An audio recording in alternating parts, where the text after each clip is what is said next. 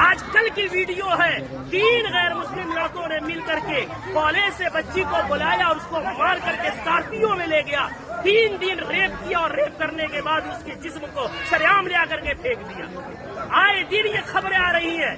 میں پوچھنا چاہتا ہوں اس کے پیچھے کے ذمہ دار معاشرے کے ہمارے اور آپ جیسے بےغیرت لوگ نہیں ہیں جو شادیوں میں ناچ گانوں میں پیسوں میں آگ لگا رہے اور آگ لگا کر کے شادیوں کو اتنا مشکل بنا دیا کہ وقت میں شادیاں نہیں ہو رہی ہے، جس کی وجہ سے ہماری بیٹیاں جذبات ان میں بھی ہے، جذبات کی رو میں بہ کر کے ایجوکیشن والی بچیاں غیروں کے گود میں کھیل نہیں رہی ہے بلکہ ٹیشو پیپر بنا کر کے انہیں استعمال کر کے گلی کوچوں میں پھینک نہیں دیا جا رہا ہے بلکہ ان کے چیخڑے اڑائے جا رہے ہیں۔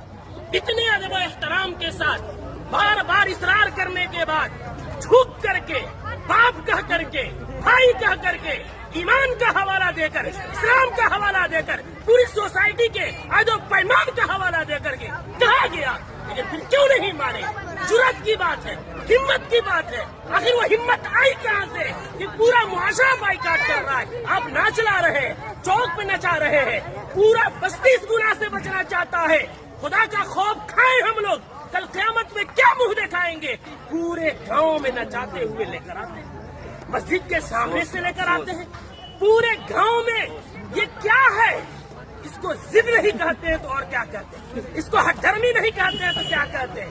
کون ہے وہ مولوی، کون ہے وہ عالم دین جس نے قرآن اور حدیث پڑھا ہے اور اتنی سختی سے منع کرنے کے بعد اس مجلس میں اس شادی میں ناچ گانا ہو اور وہ نکاح پڑھائے، اس کا قرآن اور حدیث اجازت دیتا ہے؟ میں تو احترام کرتا ہوں کہ انہوں نے پہلے ہی جو ہم سے محبت اور شفقت کے ساتھ اقرار کیا ہے۔ کون ہے ایسا جو جس مجلس میں ناچ ہو رہا ہو، جس اسٹیج میں ویشیوں کا دھندا چل رہا ہو، جس اسٹیج میں کھڑا ہو کر کے بہنوں کے پاؤں میں گھنگرو باندھا جا رہا ہو، ان کے سروں سے دوپٹے کھینچے جا رہے ہو، جس نکاح جو عبادت ہے اس عبادت کے اندر معاشرے کے لنگے لفنگے اور لونڈے عورتوں کے پیچھے تالیاں بجا رہے ہو، وہ نکاح میں کس مولوی کا علم اجازت دے گا نکاح پڑھانے کا؟ کون سی قرآن اجازت دے گی؟ کون سی حدیث اجازت دے گی؟ یہاں سب کلمہ پڑھنے والے ہیں، ہم مریں گے رب کے سامنے حاضر ہوں گے۔ دنیا کی بات چھوڑے، ہمیں یہ خوف کیوں نہیں آتا کہ نکاح ایک عبادت ہے، نماز بھی عبادت ہے، نماز میں اگر کوئی گانا بجائے نماز کا مذاق ہے، نکاح میں کوئی گانا بجائے وہ نکاح کا مذاق نہیں تو کیا ہے؟ جو مولوی قرآن کی آیت پڑھیں گے ان کا مذاق نہیں تو کیا ہے؟